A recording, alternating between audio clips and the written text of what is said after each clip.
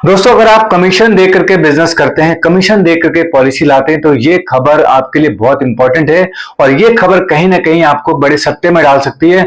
और इस खबर से उन एजेंटों को बहुत बड़ा नुकसान होने वाला है जो कमीशन दे करके बिजनेस करते हैं। आईआईडीए इसको लेके काफी सख्त है। आईआईडीए ने इसके ऊपर बड़ी पहल कर दी है और ये पहल क्या है और ये क्या नियम है जिसकी वजह से इन एजेंटों के ऊपर सीधा इंपैक्ट पड़ेगा। और कहीं ना कहीं पर राहत की बात भी है, जो एजेंट कमीशन देकर के बिजनेस नहीं करते हैं उनका बिजनेस बढ़ने की उम्मीद दिख रही है। तो पूरी खबर पे चलेंगे। खबर पे चलने से पहले आपसे रिक्वेस्ट करूंगा कि चैनल पे पहली बार आए तो चैनल को सब्सक्राइब जरूर कर ले, बेल आइकन को हिट कर दें ताकि इस तरीके की कोई भी इंफॉर्मेशन आए तो उसकी नोटिफिकेशन सबसे पहले आपको मिल सके। जैसा कि आपने देखा होगा, इस चैनल के ऊपर इंश्योरेंस जगत से जुड़ी, LIC एजेंट से जुड़ी, आईआईडीए से जुड़ी कोई भी खबर होती है सबसे पहले यहां आती है। उसके बाद बाकी आप चैनल पर देखते होंगे। तो इस तरीके की कोई भी इंफॉर्मेशन आपसे मिस ना हो, चैनल को सब्सक्राइब कर लें। चैनल को सब्सक्राइब कर लिए तो उसके लिए तहे दिल से धन्यवाद। चलिए दोस्तों, खबर पे चलते हैं।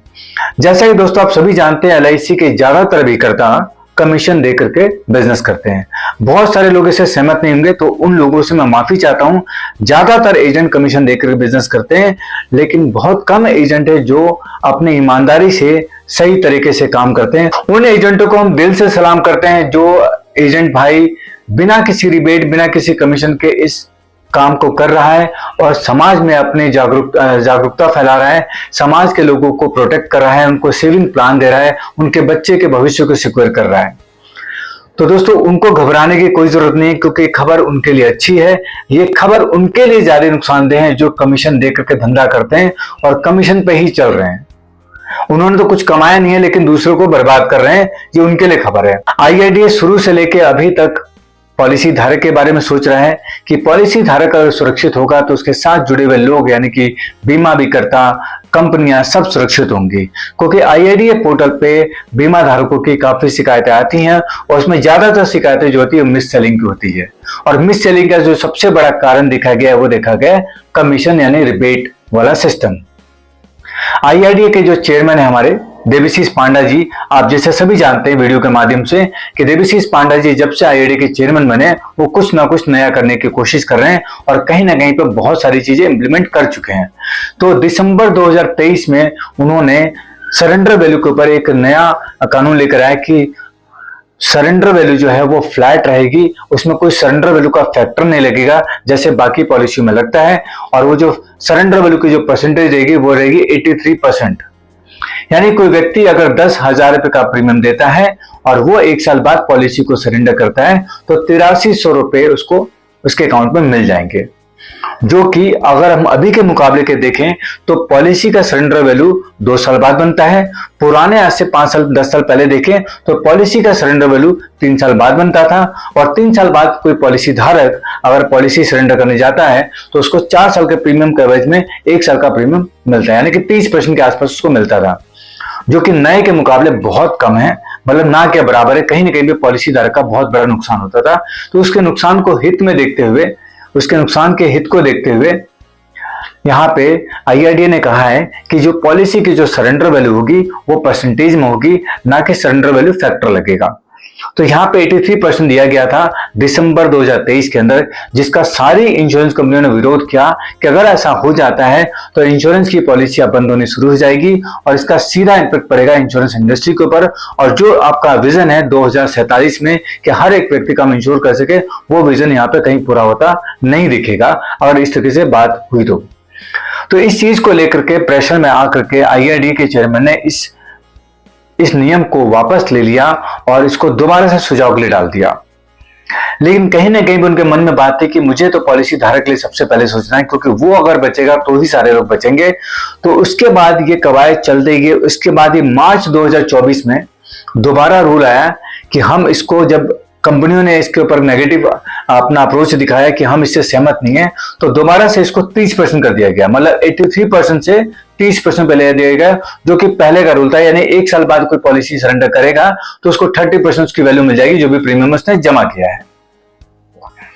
अभी सरेंडर वैल्यू जो है हमारी 2 साल के बाद क्रिएट होती है। इस नियम के तहत 1 साल के बाद सरेंडर वैल्यू क्रिएट होगी और वो होगी 30%। ये मार्च 2024 का फैसला था आईआईडीए का, कंपनियों के दबाव में आने की वजह से। लेकिन अब हम बात कर रहे हैं जुलाई 2024 के अंदर IRDA ने इसको दोबारा पिछले प्रस्ताव को रिवाइज करके बोला कि नहीं, हम इसको 83% से 30% पर नहीं लाएंगे, हम इसको लेकर आएंगे 82% पे, यानी 82% कर दिया गया, जो पहले के मुकाबले 1% कम। जो सबसे पहले वाला प्रपोजल था उनका 83% वाला, उससे 1% कम हो गया 82%। अब जो आज की बात करें, हम फाइनल प्रपोजल की हम बात करें, तो यहाँ पे IRDA ने कंपनियों को थोड़ा सा छूट दे दिया कि जो गवर्नमेंट की यील्ड बॉन्ड होती है, जिसका 7% के आसपास का रेट ऑफ इंटरेस्ट होता है, उसका 0.5% ले करके आप कस्टमर को सरेंडर वैल्यू दे सकते हो। यानी कि वहां पे जो है 0.5 बेसिस पे कम किया गया, तो यहां पे जब सरेंडर वैल्यू बनेगी वो पहले साल के बाद बनेगी 78%। यानी अगर हम कहें तो IRDA ने इस फैसले को पक्का कर दिया है कि अब जो पॉलिसी 1 साल के बाद सरेंडर होगी उसकी वैल्यू होगी 78% प्रीमियम का। यानी कोई व्यक्ति अगर 10,000 रुपए का प्रीमियम जमा करता है तो उसको 7800 रुपए वापस मिल जाएंगे। अब इसमें एक बात, सबसे बड़ा जो पॉइंट इसमें देखने वाली बात है कि सबसे ज्यादा पॉलिसी या सबसे ज्यादा अभिकर्ता LIC के पास है। सबसे ज्यादा policy, number of policy LIC का एजेंट बेचता है और कहीं ना कहीं पे कमीशन की वजह से बेच देता है, कमीशन दे करके बेचता है, क्योंकि बहुत सारे अभिकर्ता ऐसे हैं जो कमीशन पे ही पूरा काम करते हैं। ये कानून जैसे ही लागू होगा, इस तरीके के एजेंट आपको LIC से भगते हुए नजर आएंगे। उनका भविष्य यहाँ पे खतरे में है, क्योंकि वो लोग बहुत सारा पॉलिसी कमीशन देकर के ही लाते हैं और उसी के दम पे काम को चलाते हैं। कहीं ना कहीं पे वो फाइनेंसिंग का काम कर रहे होते हैं कि पैसा देकर के पॉलिसी खरीदते हैं और उस पैसे का इंतजार करते हैं कि अगले 4-5 साल में उसकी रिकवरी हो जाएगी। तो जब ये कानून लागू होगा तो आप खुद समझ सकते हैं कि 78% की अगर सरेंडर वैल्यू आ गई, वो भी 1 साल की प्रीमियम भरने के बाद, तो ऐसे जितने लोग हैं जिनको जबरदस्ती पॉलिसी दी गई है, किसी तरीके से बेची गई हैं, कमीशन का लालच देकर दी गई है, तो वो लोग सबसे पहले लाइन में खड़े होंगे इस पॉलिसी को बंद कराने के लिए। तो ऐसे में उन अभिकर्ताओं का क्या होगा जिन लोगों ने कमीशन दे रखा है, तो वो अभिकर्ता इस सिस्टम से बाहर आपको होते हुए नजर आएंगे।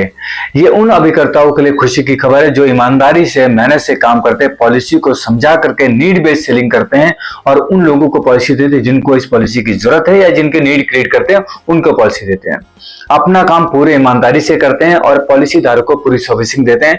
तो उनके लिए ये कहीं ना कहीं पे मौका है कि इस तरीके की अगर जो एजेंट है, अगर वो भीड़ से हट जाएंगे तो अच्छे एजेंटों को काम करने का मौका मिलेगा और कहीं ना कहीं भी पॉलिसी धारक का भी फायदा होगा, क्योंकि कोई भी पॉलिसी धारक पॉलिसी को बंद नहीं करना चाहता, क्योंकि उसको पता है पॉलिसी बंद करने पे उसको नुकसान नहीं होता, फायदा कभी नहीं होता। इस कानून के आने से हमें काफी सारे बदलाव देखने को मिलेंगे। जो एजेंट इलीगल प्रैक्टिस करके यानी कमीशन देकर के बिजनेस को लेकर आते हैं, उनमें कहीं ना कहीं पे बहुत कमी आएगी और कमी आने की वजह से इंश्योरेंस सेक्टर में थोड़ा सा कमी देखने को मिलेगी पॉलिसी के अंदर। लेकिन आने वाले वक्त में जब इस तरह की चीजें हट जाएंगी तो पॉलिसी की वैल्यू भी बढ़ेगी, पॉलिसी का वॉल्यूम भी बढ़ेगा और अच्छे अभिकर्ताओं का भी वॉल्यूम बढ़ेगा। तो हमें इसका इंतजार करना होगा कि कब से ये लागू होता है, क्योंकि IRDA ने अभी इसके ऊपर कोई लागू करने का जो तारीख है वो निश्चित नहीं की है। जैसी वो तारीख आती है वो भी हम आपको वीडियो के माध्यम से या कमेंट के माध्यम से या मैसेज के माध्यम से आपको कन्वे कर देंगे कि कब ये नियम आ रहा है। तो दोस्तों, आपसे निवेदन करेंगे कि आप LIC के अभिकर्ता हैं तो आप अपनी प्रैक्टिस को सही तरीके से करें, बीमा के अंदर रिबेट वाले सिस्टम को ना लेकर आएं, क्योंकि अगर आपको इस बिजनेस के अंदर लंबे समय तक चलना है तो आपको लंबे समय के लिए अच्छे काम करने होंगे। और आप देखेंगे जो एजेंट अच्छा काम कर रहा है, लंबे समय तक चल रहा है, वो इसी बेस पे चल रहा है क्योंकि वो ईमानदारी से अच्छी सर्विस देकर के अच्छे क्लाइंटों के साथ जुड़ रहा है और अच्छे काम कर रहा है, तो उसको अच्छे रेफरेंस भी मिल रहे हैं। उम्मीद करते हैं आपको इन्फॉर्मेशन काम के लिए होगी। दोस्तों, इन्फॉर्मेशन काम के लिए तो वीडियो को लाइक जरूर करें, चैनल को सब्सक्राइब जरूर करें और साथ में इस इंफॉर्मेशन को अपने तक सीमित ना रखें, अपने और भाइयों को भी फॉरवर्ड करें ताकि वो भी इस जानकारी से अपने आप को अपडेट कर सकें। और कोई भी सवाल अगर इस इंफॉर्मेशन रिगार्डिंग अगर आपका होता है तो आप कमेंट के माध्यम से डालेंगे। बाकी हम डिस्क्रिप्शन में अपने व्हाट्सएप चैनल का भी लिंक डाल देंगे ताकि कोई भी इंश्योरेंस इंडस्ट्री से अपडेट जो आते हैं आपको उस चैनल के माध्यम से भी देखने को मिल जाएंगे। तो दोस्तों, इस वीडियो को देखने के लिए, अपना कीमती वक्त देने के लिए आप सभी लोगों का तहे दिल से धन्यवाद। मिलेंगे ऐसी किसी टॉपिक में अगले वीडियो के साथ, तब तक के लिए नमस्कार, जय हिंद, जय भारत।